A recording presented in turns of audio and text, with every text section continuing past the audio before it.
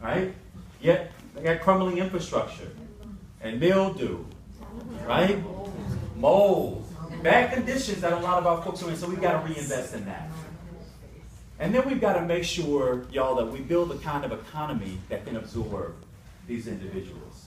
Whether you're a college graduate or a high school graduate, and in our state, 46% of the people in the state say that they cannot make ends meet.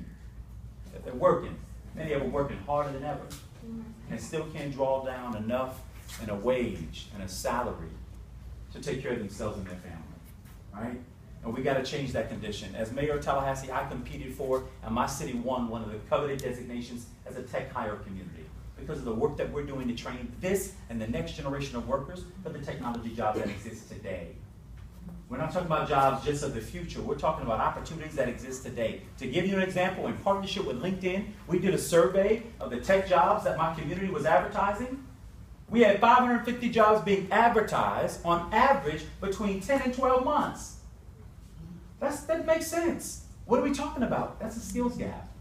You have employers who are looking for the talent, they can't get the talent, and so these jobs are remaining vacant, right? Well, that shouldn't be our problem in the third largest state in America. We got 20 million people, and every time I go to the barbershop, it may not look like I go after my hair's leaving. Every time I go, I run into somebody who wants to know, bro, you got a job? I need to pick up another one. That exists all over the state, people. That pressure exists.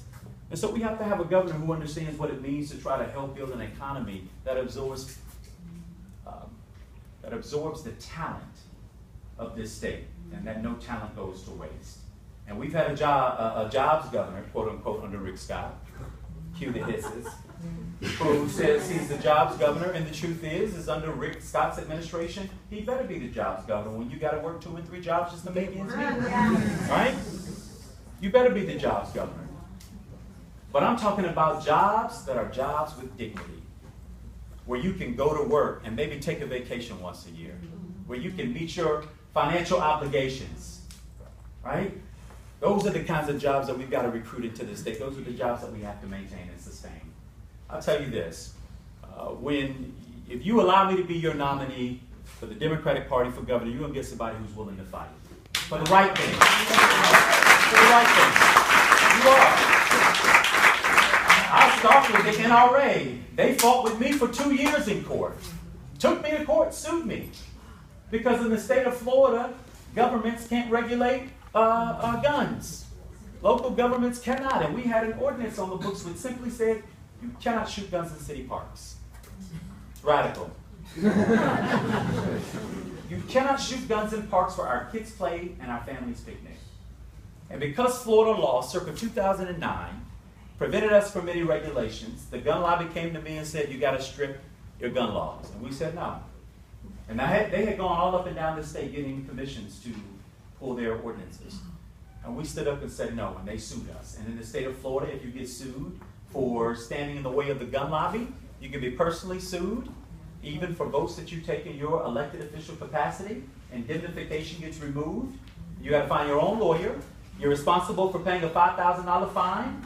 You got to pay up to $100,000 in reimbursements of attorney's fees of the opposing party if they win. Now, if we win, you don't get anything. But if they win, you pay up to $100,000 of their legal fees, and you're subject to removal from office at the discretion of the governor. That's the law in the state of Florida today. Today. They didn't get addressed in the new gun policies that are being proposed. These preemption laws, they didn't get addressed. But we stood up, and the good news is, y'all, we beat them at the circuit court, we beat them at the appellate court, and I said we see you in the Supreme Court if you wanted to take it that far. Right? And so,